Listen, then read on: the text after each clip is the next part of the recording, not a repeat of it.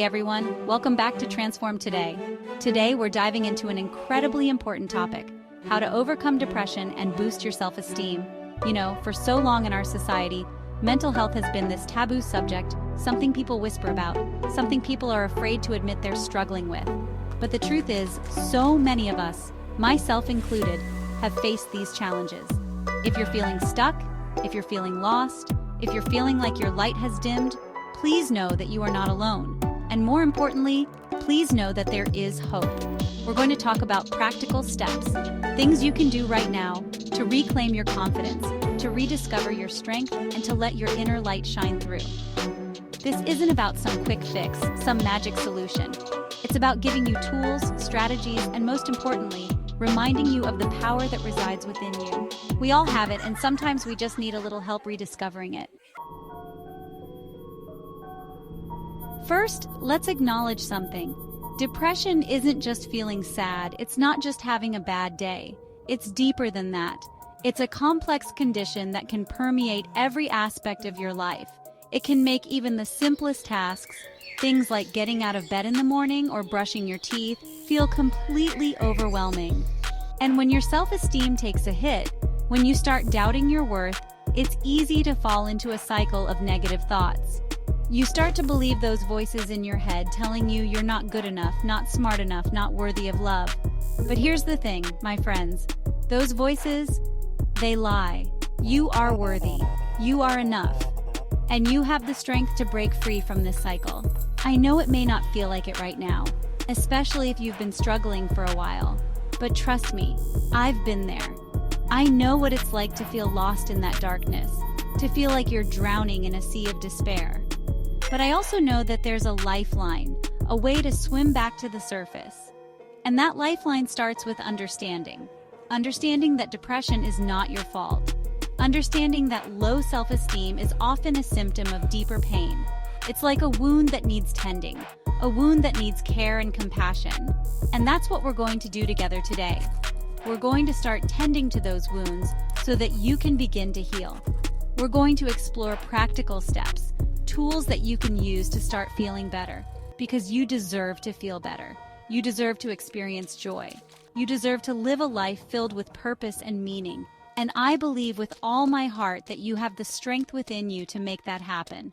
So let's take a deep breath together. Let's acknowledge the pain, the struggle, the darkness. And then let's start our journey back to the light. The first step to healing, to overcoming anything, is acknowledging it. It's like turning on the light in a dark room. Suddenly you can see what you're dealing with. And the same goes for our emotions. For so long we're taught to suppress our feelings, to put on a brave face, to buck up and just get on with it. But you know what? That doesn't work. In fact, it often makes things worse. It's like trying to hold a beach ball underwater. Eventually, it's going to pop back up with even more force. So, the first step is giving yourself permission to feel what you're feeling. Whether it's sadness, anger, frustration, loneliness, let it in. Don't judge it, don't try to fight it, just sit with it. I know, it sounds counterintuitive. We're so used to trying to avoid negative emotions. But here's the thing, those emotions are trying to tell us something. They're like messengers, trying to get our attention. And when we ignore them, they just keep knocking louder and louder. So how do we acknowledge these feelings? Well, journaling can be incredibly powerful. Just grab a pen and paper, or even open up a document on your computer and start writing. Don't censor yourself, just let it flow.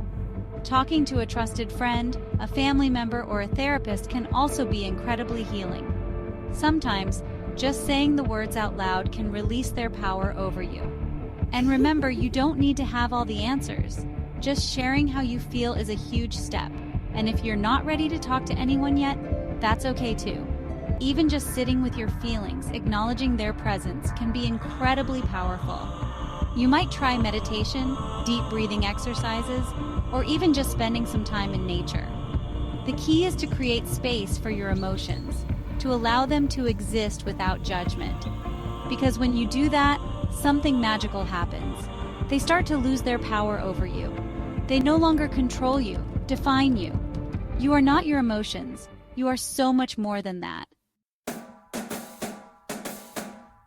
Chapter 3. Small steps, big victories, the power of action.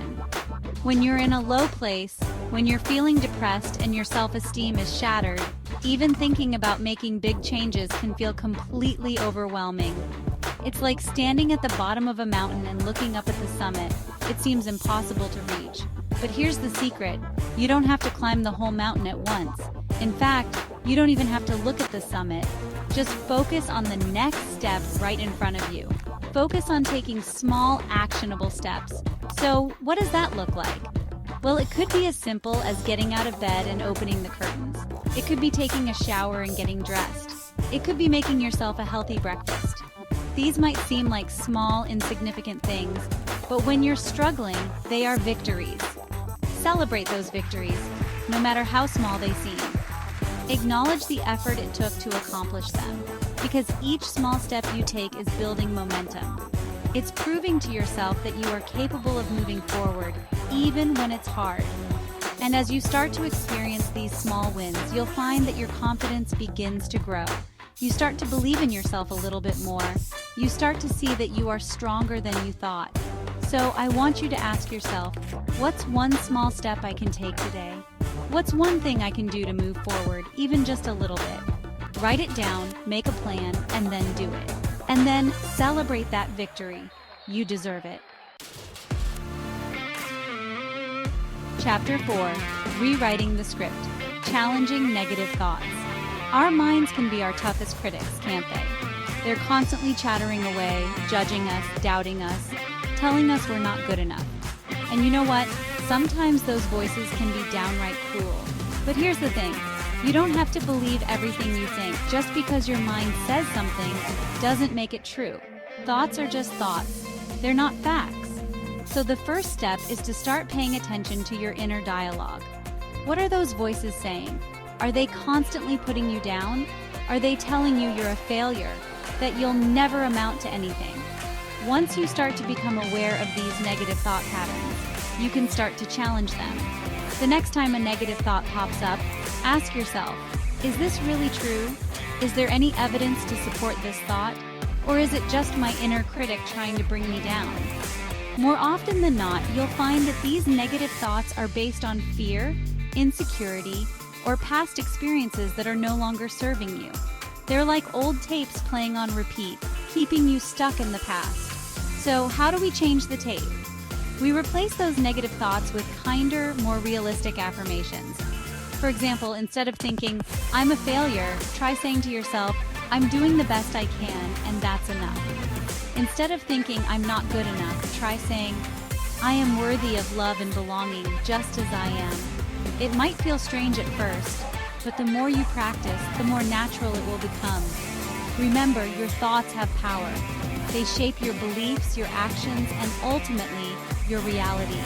So choose to focus on thoughts that empower you, that uplift you, that remind you of your strength and resilience. Chapter 5. The Power of Connection. Building your support system. You know, one of the most important lessons I've learned in my life is that we are not meant to go through this alone. We are wired for connection, for community, for love and support. And yet when we're struggling, it's easy to isolate ourselves, to withdraw from the world and try to cope on our own. But I'm here to tell you, my friend, that you don't have to do this alone. There are people who care about you, people who want to help. Sometimes all it takes is reaching out and asking for support. So who are the people in your life that you trust? Who are the people that make you feel safe and loved? Reach out to them. Let them know what you're going through. You might be surprised by how much they care and how much they want to help. And if you don't feel comfortable talking to friends or family, that's okay too.